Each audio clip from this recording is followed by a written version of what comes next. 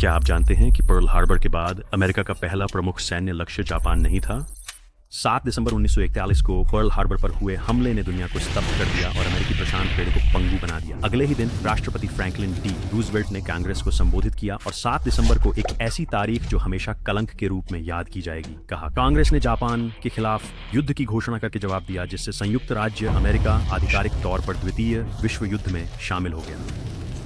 लेकिन यहाँ एक दिलचस्प मोड़ है। अमेरिका की पहली बड़ी सैन्य कार्रवाई जापान के खिलाफ नहीं थी। इसके बजाय अमेरिका ने अपना ध्यान यूरोप की ओर केंद्रित किया। क्यों? क्योंकि हमले के कुछ ही दिनों बाद जर्मनी और इटली ने संयुक्त राज्य अमेरिका के खिलाफ युद्ध की घोषणा कर दी। इस अप्रत्याशित कदम ने अमेरिका का ध्यान दूसरी ओर मोड़ दिया।